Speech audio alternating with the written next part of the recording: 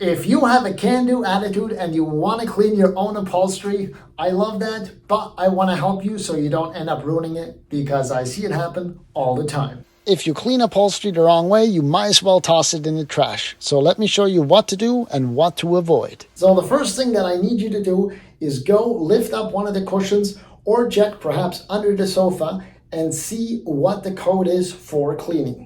So the first is an X. If you see there's an X marking that looks like this, whatever you do, do not attempt to clean this upholstery with any water or solvents. All you're allowed to do really is vacuum with a brush attachment, and that is all. If you see an S, you're allowed to use solvents to clean, and we can talk about that a little more in detail, but that is something to keep in mind. Stay away from water.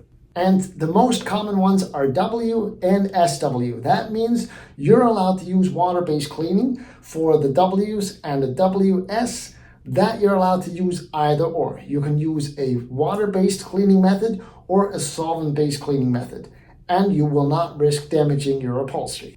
So these codes are great to tell you what you're allowed to use, but in a lot of cases, somebody has already ripped that off or the furniture came without the stick around it. So how do you know what you're allowed to use? The best way to do that is, unfortunately, by testing. But you don't want to go ahead and test on the furniture where everyone's going to see it if something goes wrong. So try a little spot underneath or a little spot that nobody really looks at, and try with a cleaning solvent or water-based cleaning method, whatever you choose, and then give it some time to dry, and that will let you know what it will look like before you start the process to avoid the damage. So here are the steps that you need to follow in order to properly clean your upholstery to get great results. First step, do not miss this. You have to thoroughly vacuum. If you don't do this, you're going to take your cleaning solution, put it on the grease and grime and all that stuff, and embed into the fibers. So thoroughly vacuum, then pre-spray with your cleaning solution. Once you've done this, agitate with a brush and blot up stains with a cloth. Then take the extraction machine, it shoots water in and it sucks it back in, gets it nice and clean. So let's talk about one of the most common issues that occurs when people try to clean their own upholstery.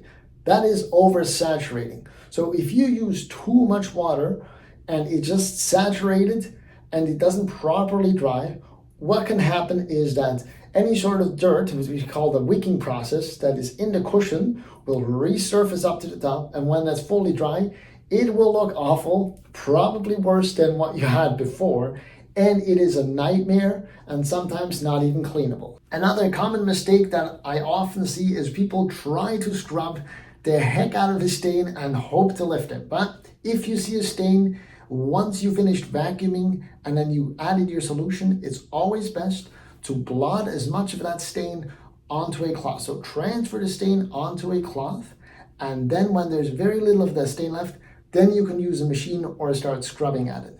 But if you do the scrubbing beforehand, odds are you're gonna press that stain more deeply into the fabrics, making it harder for you to clean. Another common mistake is people don't actually think about the drying process.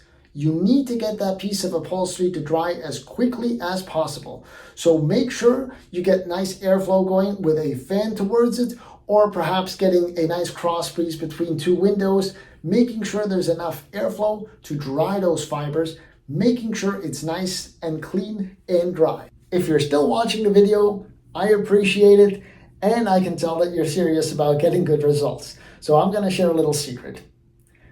Make sure to use the proper cleaning chemical when you're doing upholstery cleaning.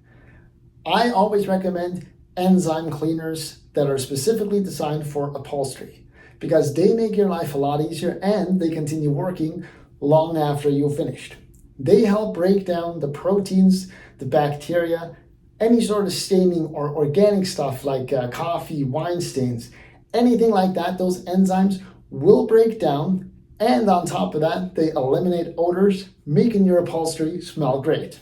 A great attitude can only get you so far. You do unfortunately need to have a pretty good machine. Now, that being said, it does not have to be crazy expensive.